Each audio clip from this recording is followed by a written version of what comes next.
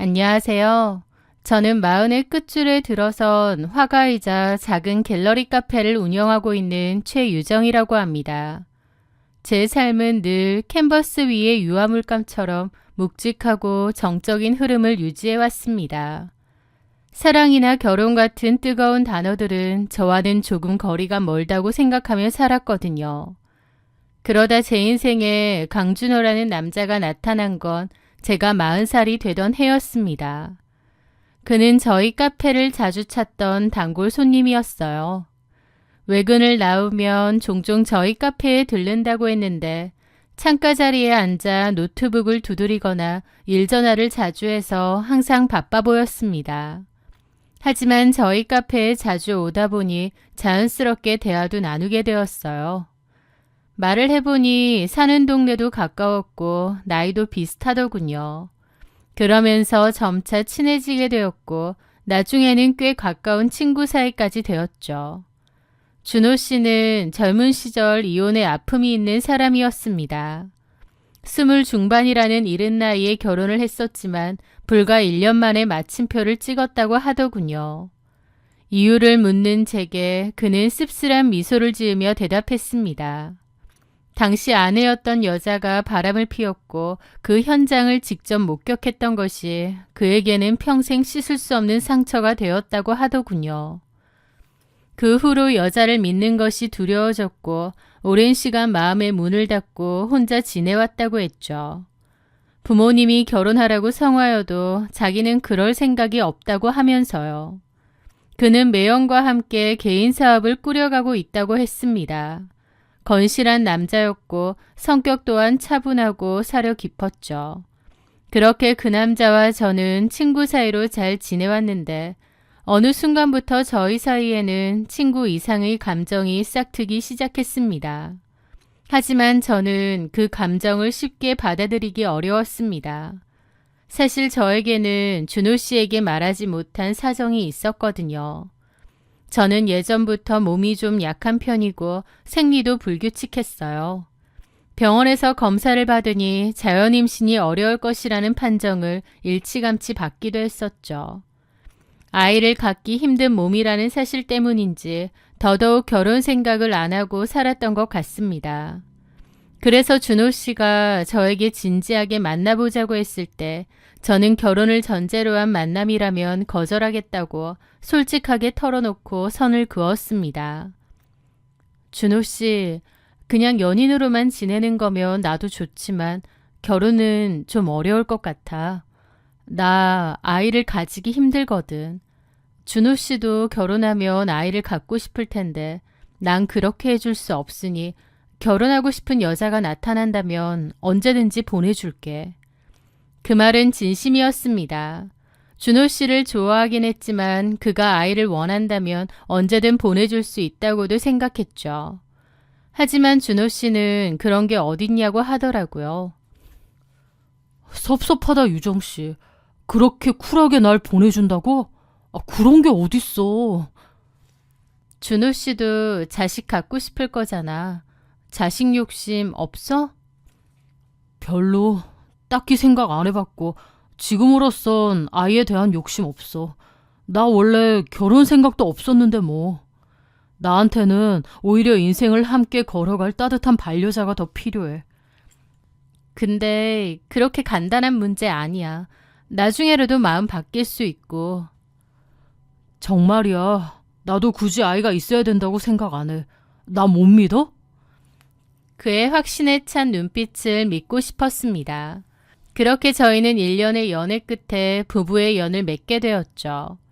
양가 부모님들께도 저희의 상황을 충분히 설명해 드렸고 감사하게도 아이에 대한 압박은 주지 않으셨습니다. 저희 엄마도 딸이 결혼할 생각 없이 혼자 나이드나 했는데 결혼이라도 한다고 하니 다행이라고 생각하셨고 시부모님도 마찬가지였어요. 준호 씨도 첫 번째 결혼 실패 후 결혼 자체에 관심이 없다고 했는데 그런 아들이 결혼하겠다고 하니 그것만으로도 고맙다는 주의였죠. 그렇게 저희는 결혼을 했고 연애할 때처럼 잘 지냈습니다. 그런데 자식에게 관심이 없다던 말과 달리 남편은 생각보다 아이들을 너무 좋아하는 거예요. 길가에서 아장아장 걷는 아이를 보며 눈을 떼지 못해 하면서 예뻐했고 조카들을 만날 때면 세상 누구보다 다정한 삼촌이 되어 한참을 놀아주곤 했습니다. 그런 모습을 보며 저는 미안함을 가져야만 했죠. 게다가 언젠가 둘이서 술을 마시는데 이런 말을 흘리는 겁니다. 유정아, 만약에 우리한테도 자식이 있었다면 어땠을까? 가끔은 그런 상상을 해. 그럴 때마다 제 가슴은 바늘로 찌르는 듯 아팠습니다. 결혼 전에 분명히 제 사정을 얘기했고 남편도 동의를 했어요. 그럼에도 남편의 말 속에는 지우지 못한 미련이 뚝뚝 묻어났습니다. 저는 속상한 마음에 따져 물었죠. 아이 필요 없다며. 왜 자꾸 그런 말을 해서 사람 미안하게 만들어? 그러면 그는 금세 미안하다고 사과를 하면서도 여전히 뭔가 자식이 있었으면 하고 바라는 눈치였어요. 저는 그런 모습에 미안하다 못해 나중엔 섭섭하더라고요. 겉으로는 잘 지냈지만 속으로는 그렇게 작은 균열이 생겼던 것 같습니다. 그렇게 결혼 생활이 3년째 되던 해였어요. 그때 저에게는 인생에서 가장 힘들고 괴로운 일이 생겼습니다. 바로 건강하시던 친정엄마가 병원 검진을 받았다가 간암 말기라는 청천벽력 같은 진단을 받으신 거였죠. 너무 늦게 발견해 이미 손을 쓸 수 없을 만큼 전이가 된 상태였습니다. 저는 무너져 내리는 가슴을 부여잡고 엄마를 간병하기 시작했습니다. 엄마를 이대로 보낼 수 없었기에 매일 밤을 눈물로 지새웠습니다. 그런데 하필 그 시기에 남편은 해외 사업 진출건으로 유독 바쁘다고 했어요. 이번에 준비하는 베트남 쪽 사업이 우리한테 꽤 중요하거든. 집을 자주 비우게 돼서 미안해. 자기 혼자 많이 힘들 텐데. 남편은 미안해하며 해외 출장과 지방 미팅으로 집을 비우는 날이 잦아졌습니다.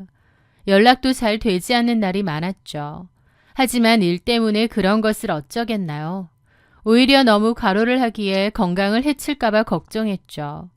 그리고 엄마가 아프신 것 때문에 온 정신이 엄마에게 쏠려 있어서 남편의 빈자리를 느낄 여유조차 없었는지 모르겠습니다. 그러던 어느 날 엄마의 상태가 급격히 위독해지셨어요. 병원에서는 마음의 준비를 하라고까지 했죠. 저는 사시나무 떨듯 떨며 병원에서 남편에게 전화를 걸었는데 하필이면 남편의 출장을 가는 날짜와 겹쳐 있었습니다.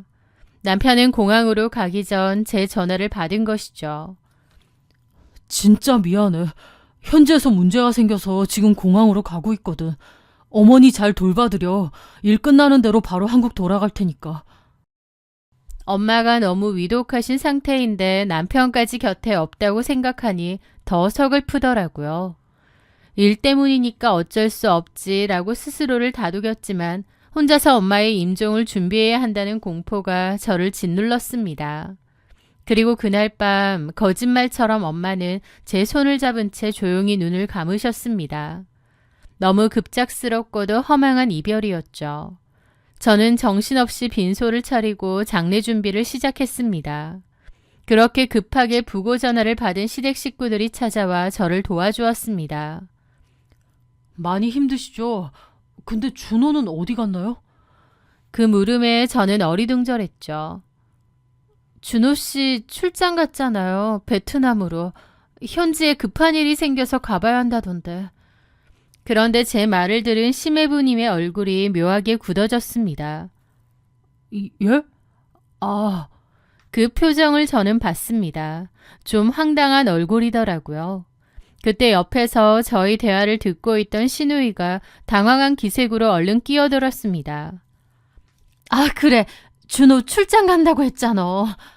심해부님도 그제야 무언가 눈치를 챈 듯 아 그래 맞다. 내가 정신이 없네. 같이 일을 하긴 하지만 서로 담당하는 업무가 다르고 개별적으로 일을 하다 보니 헷갈렸네요. 라고 얼버무렸지만 뭔가 석연치 않더라고요.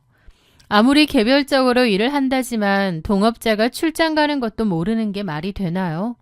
게다가 심해부님의 그 떨떠름한 반응이 뭔가 걸리더라고요. 그렇게 마지막 날에서야 남편은 부랴부랴 장례식장에 나타났습니다. 헝클어진 머리에 피곤이 가득한 얼굴로 제 손을 잡으며 미안해 하더라고요. 일 끝나고 바로 한국으로 온 거라고 하면서요. 저는 일단 너무 슬프고 경황이 없었기에 알겠다고 했습니다. 그렇게 엄마를 보내드리고 집으로 돌아왔어요. 너무 깊은 슬픔에 한동안 넋이 나간 사람처럼 지냈습니다. 아무것도 하기 싫었고 죽은 듯이 지냈어요. 남편도 그런 저를 위로했지만 바쁜 일정 탓에 아침 일찍 나가서 늦게 들어오는 날이 부지기수였죠. 저는 텅 빈 집에서 홀로 엄마를 그리워하며 눈물을 흘렸습니다. 그렇게 엄마가 돌아가시고 일주일 정도 됐을 무렵이었습니다. 가만 보니 베란다 한쪽 구석에 캐리어가 그대로 있더라고요.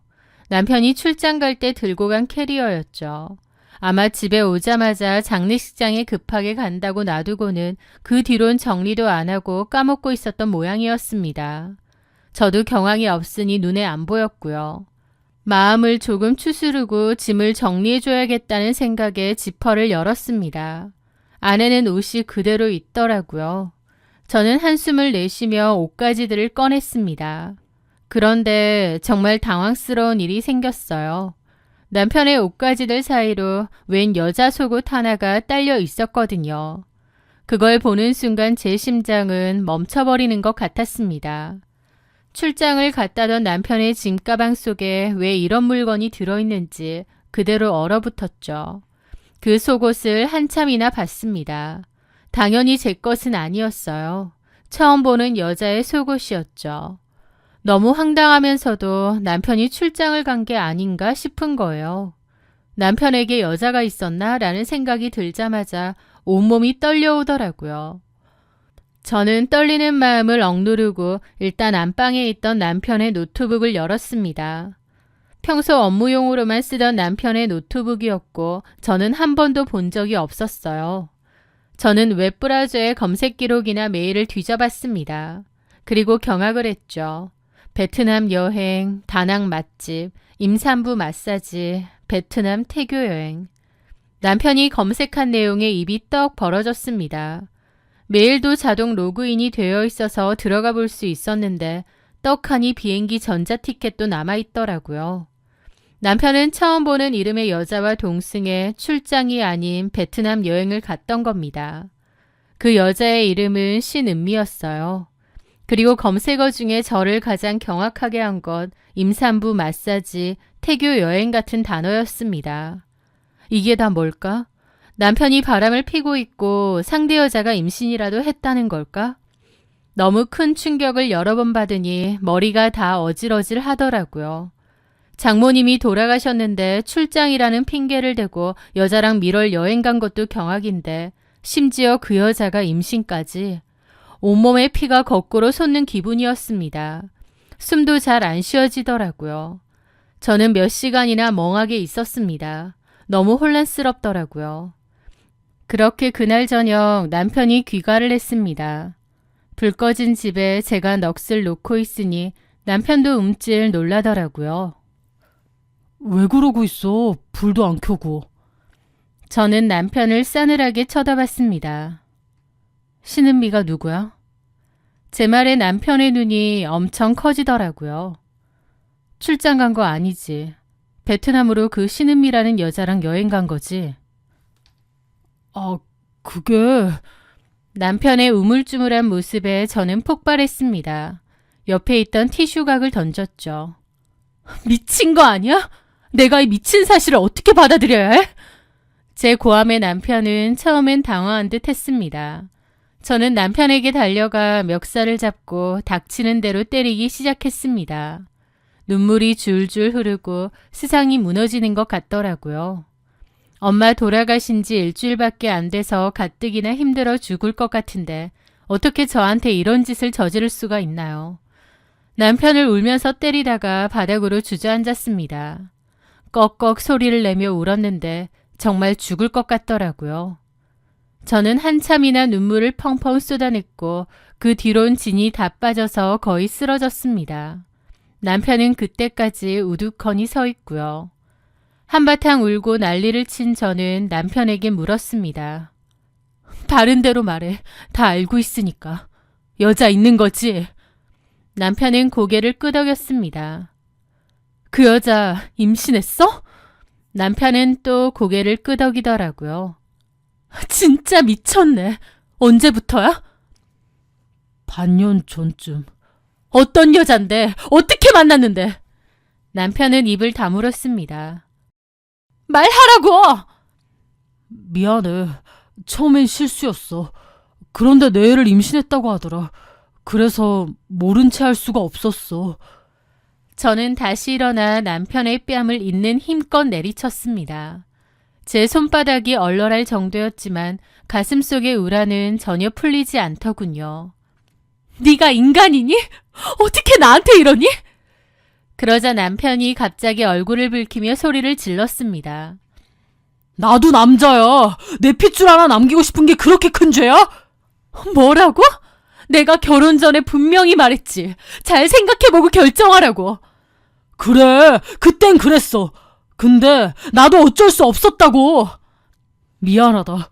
내 아이라는데 초음파 사진 보는 순간 마음이 가더라. 나도 내가 이럴 줄 몰랐어. 제 상황이 너무 기가 막혔습니다. 엄마를 잃은 슬픔이 가시기도 전에 남편에게 이런 배신을 당하다니. 제 인생 전체가 부정당하는 기분이었거든요. 저는 넋이나가 방으로 들어갔습니다. 그리고 밤새도록 가슴을 쥐어뜯으며 울었어요. 그렇게 울다가 잠이 들었는데 철컥하고 현관문 닫히는 소리에 잠에서 깼습니다. 나가보니 남편이 짐 싸들고 집을 나갔더군요. 사람이 이렇게까지 비겁할 수 있나요? 기가 막혔습니다. 내가 결혼을 잘못해도 한참 잘못했구나 싶고요. 그렇게 집을 나간 남편은 문자로 단 한 줄을 남겼습니다. 미안하다, 이혼해주라. 제가 전화를 해보니 꺼져 있었고 다시 집으로 돌아오지도 않았습니다. 억울하고 분해서 견딜 수가 없었죠. 그렇게 저는 죽을 것처럼 힘든 시간을 보내고 며칠 뒤 남편의 사무실로 향했습니다. 사무실로 쳐들어가니 남편의 매형인 심애부님과 여직원 한 명만 있더라고요. 캥한 얼굴로 들어선 저를 본 심애부님은 몹시 당황해 하셨습니다. 재수씨, 갑자기 무슨 일로? 강준호 어딨나요? 외군 중이라 언제 올지 모르겠는데 무슨 일 있으세요? 아무 말 안 하던가요? 예. 저는 심해부 앞에서 무너져 내리듯 펑펑 울며 모든 사실을 털어놓았습니다. 내연녀가 있고 베트남 태교 여행을 다녀왔고 모든 것을 알자 집을 나가기까지 했다는 것을요. 심해부님도 놀라더라고요. 상대 여자 이름이 신은미던데 혹시 누군 줄 아세요? 심해부님이 좀 놀란 얼굴이더라고요. 누군지 아는 듯 했습니다. 누군지 아시는 거죠? 아, 그게 실은 우리 사무실에서 격리로 일하던 여직원인데 한 달 전에 갑자기 퇴사를 했거든요. 여기 여직원이었다고요? 예. 기가 막히더라고요. 여직원이었던 여자와 눈이 맞았던 겁니다. 저는 심해부님에게 그 여자 연락처와 주소를 알려달라고 했습니다. 심해부님도 엄청 곤란해했지만 제가 하도 불쌍해 보였는지 결국은 알려주시더라고요. 저는 곧장 그 여자의 주소지로 향했습니다. 2층짜리 빌라더군요. 떨리는 손으로 초인종을 누르자 얼마 지나지 않아 한 젊은 여자가 문을 열고 나왔습니다. 그 여자가 바로 신은미였던 거죠. 누구세요? 강준호 와이프입니다. 강준호 여기 있나요? 제 말에 그녀는 눈에 띄게 당황하더라고요. 여기 안 계세요. 온 적도 없고요. 그녀는 제 눈치를 보며 문을 닫으려 했지만 저는 막무가내로 밀고 들어갔습니다. 얘기 좀 나눌 수 있죠? 제가 현관까지 들어가자 그 여자는 마지못해 들어오라고 했습니다. 집 안으로 들어간 저는 그 여자의 배를 봤죠. 아직 초기인지 배는 안 불러온 듯 했지만 테이블 위에 떡하니 산모수첩이 있더라고요. 강준호예요? 제 물음에 고개 숙인 그 여자는 고개를 끄덕였습니다. 죄송합니다. 참담했습니다. 제가 엄마의 간암 선고로 하늘이 무너지는 고통을 겪던 그 반년 동안 남편은 다른 여자와 바람이 났다니 제 팔자가 너무 기구하다 싶더라고요. 몇 살이에요? 저요? 32인데요. 나이도 어리면서 왜 그렇게 살아요? 강준호 유부남인 거 몰랐어요?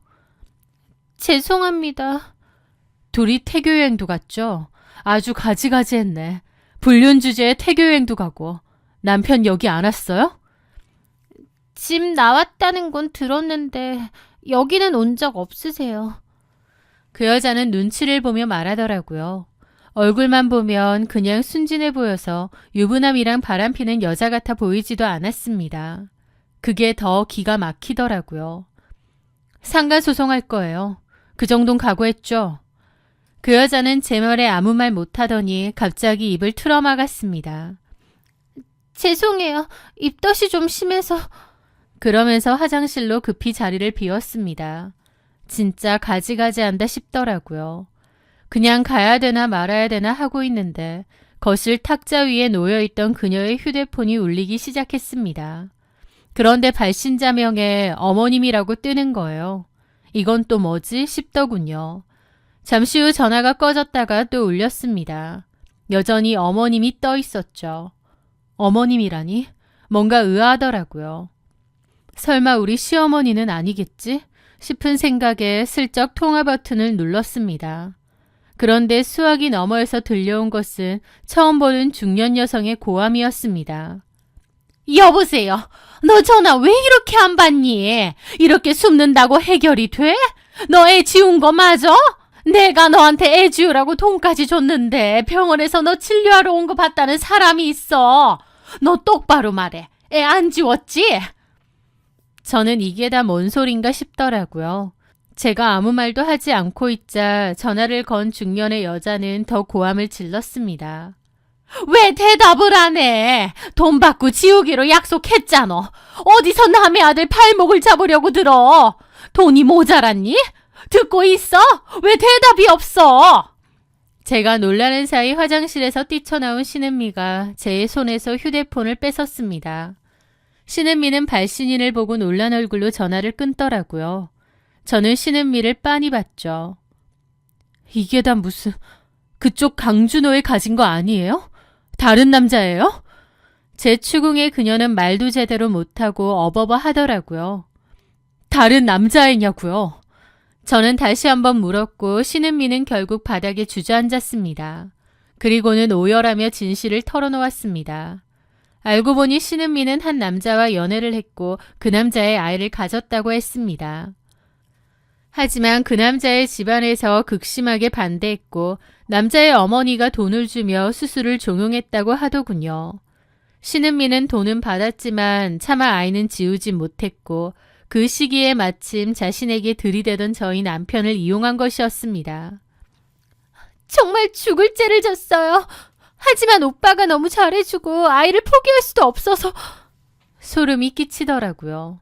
진짜 미친 거 아닌가 싶었습니다. 어리숙한 외모와 말투에 가려진 제대로 미친 여자였죠. 저는 그대로 그 집을 뛰쳐나왔습니다. 집으로 돌아오는 길 제 머릿속에는 수만 가지 생각이 스쳐 지나갔습니다. 남편 놈은 신은미가 가진 아이가 자기 아이라고 생각했어요. 하지만 아니었죠. 처음엔 어처구니가 없었는데 가만히 시간을 두고 생각해보니 오히려 저에겐 잘 됐더라고요. 저한테 가장 잔인한 배신을 때린 남편에게 해줄 수 있는 가장 잔인한 복수가 떠올랐으니까요. 평생 남의 자식을 제 자식인 줄 알고 헌신하며 살게 하는 것. 제가 남편에게 줄 수 있는 형벌은 그보다 더한 게 없을 것 같았습니다.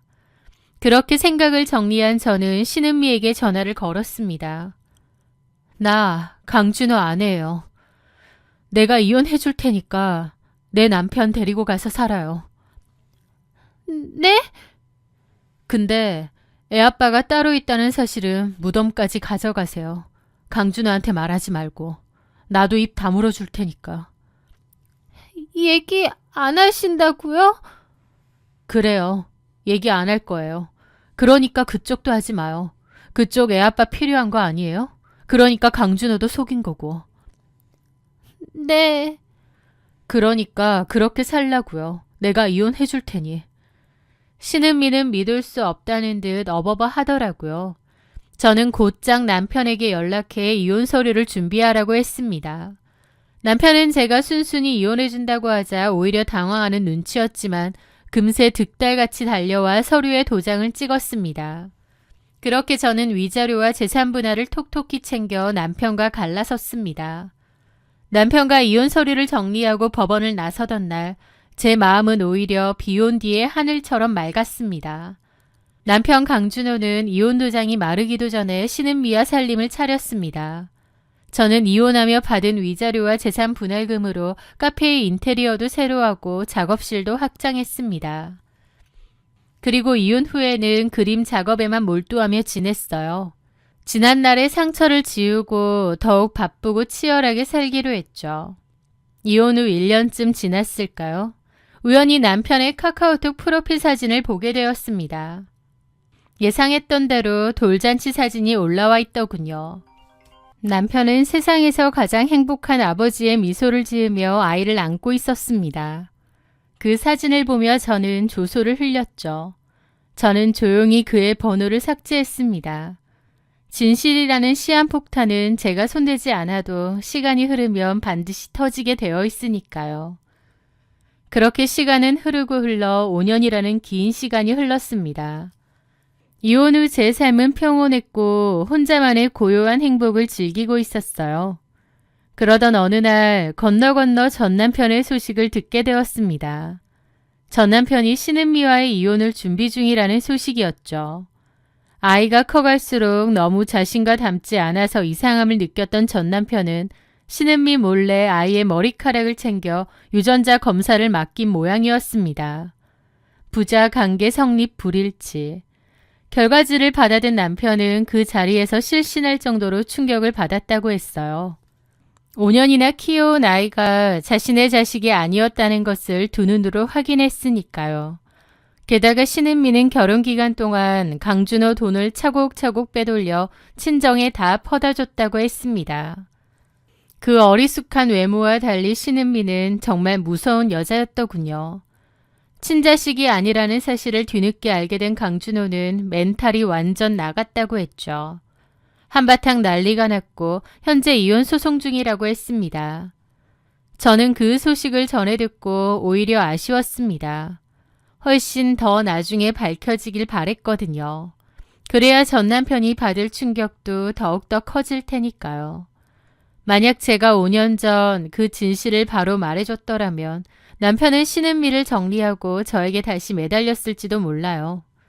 하지만 전 남편의 그 비겁함, 찌질함을 모두 본 저는 조금의 미련도 없습니다. 모든 진실을 알았지만 모른 척 했던 것, 그것이 제가 전 남편에게 할 수 있는 가장 고요하고도 잔인한 복수였죠. 저에게 전 남편은 이제 없는 사람입니다. 죽은 사람을 원망하지 않듯 제 인생에서 지워진 그를 더 이상 미워할 에너지조차 없거든요. 당장 눈앞에 닥친 시련이 인생의 끝처럼 느껴질 때도 있지만 결국 진실은 제자리를 찾아가고 악은 스스로의 무게에 무너진다는 것을 배웠습니다. 저는 앞으로도 저만을 위한 인생을 아름답게 그려나가려 해요. 제 긴 이야기를 들어주셔서 감사합니다.